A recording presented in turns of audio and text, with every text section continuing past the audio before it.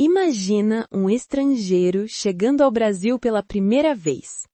Logo no primeiro dia, ele percebe algumas coisas curiosas. Pessoas tomando vários banhos por dia, gente colocando feijão em quase tudo e cumprimentos com abraço e beijo. Para nós isso é normal, mas para quem vem de fora parece estranho. A verdade é que existem vários hábitos que todo brasileiro tem e nem percebe. Hoje eu vou mostrar alguns deles. E quero ver quanto... Sabe aquela coisa que é super normal em um lugar, mas que pode parecer bem estranha em outro? Hoje a gente vai mergulhar em alguns hábitos culturais que são a cara do Brasil, mas que vira e mexe surpreendem quem vem de fora. É uma viagem por aqueles costumes que moldam o jeitinho brasileiro de levar a vida.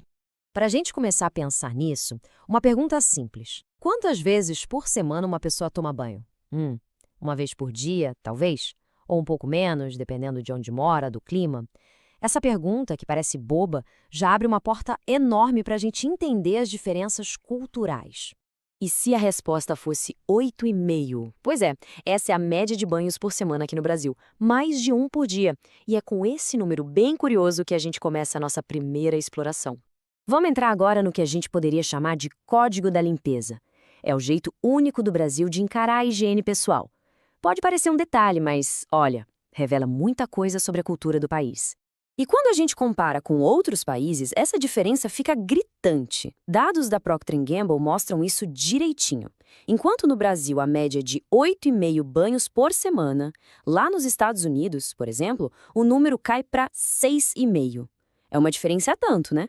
E essa preocupação com a higiene vai bem além do banho, viu? É super comum ver gente levando a escova de dentes para o trabalho ou até para um restaurante, para usar logo depois de comer. Em muitos lugares do mundo, isso seria bem esquisito, mas por aqui faz parte da rotina. Ah, e aqui tem um clássico que confunde qualquer turista, a famosa lixeirinha do lado do vaso sanitário.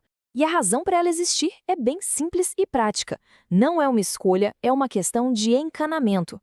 Os sistemas de esgoto no Brasil, de um modo geral, não foram feitos para dissolver o papel, diferente do que acontece em muitos lugares na Europa ou nos Estados Unidos. Mistério resolvido!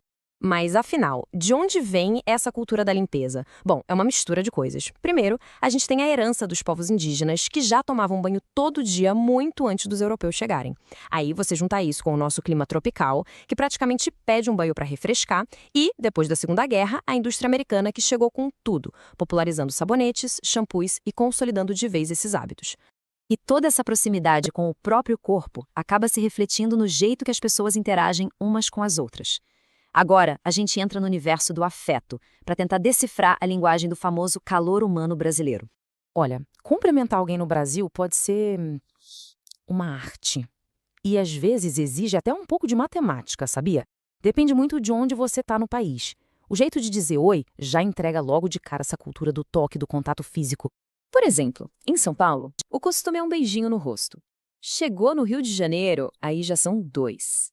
E se for para o Espírito Santo, se prepara, porque podem ser 3. É uma demonstração muito clara de como o afeto físico faz parte do dia a dia dos encontros sociais.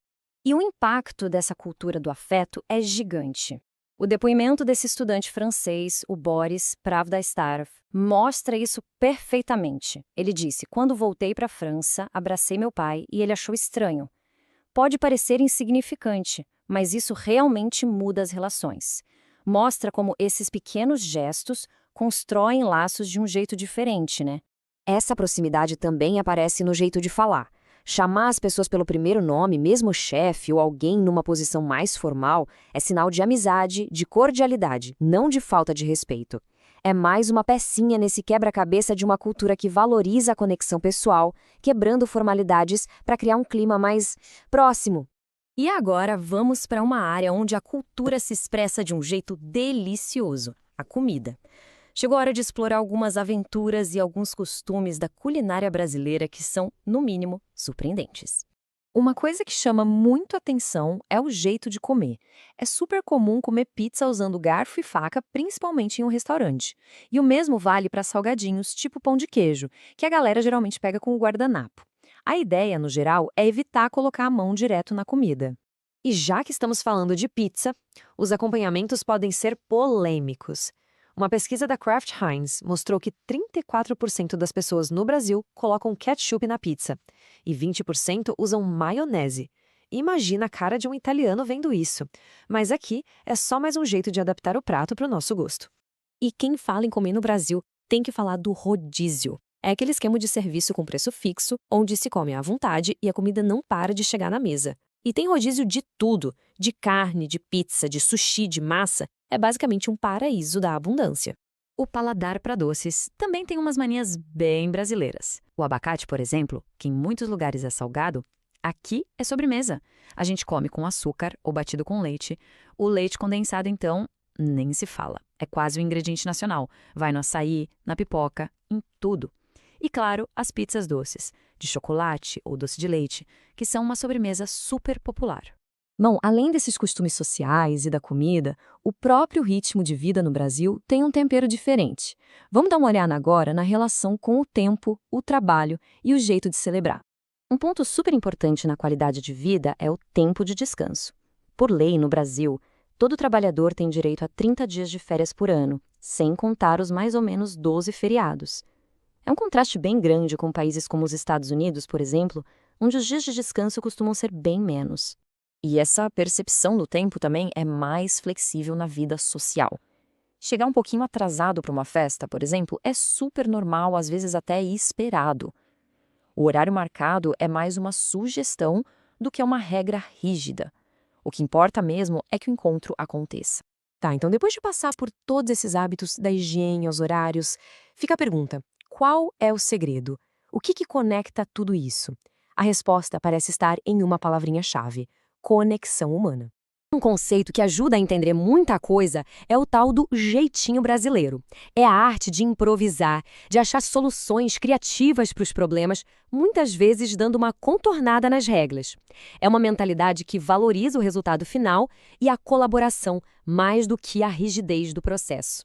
E no fim, tudo se encaixa. Os banhos, os abraços, a flexibilidade com o tempo, tudo isso aponta para uma cultura que coloca a alegria, o calor humano e a conexão entre as pessoas em primeiro lugar, muitas vezes bem acima de qualquer formalidade. Então, fica a reflexão. Será que esses hábitos são mesmo estranhos? Ou são só um jeito diferente de priorizar a conexão entre as pessoas? Talvez, no fim das contas, seja só uma outra maneira de celebrar a vida e as relações que a gente constrói. É algo para se pensar, né? E esses foram alguns dos hábitos bem brasileiros que fazem parte do nosso dia a dia, muitas vezes sem a gente nem perceber.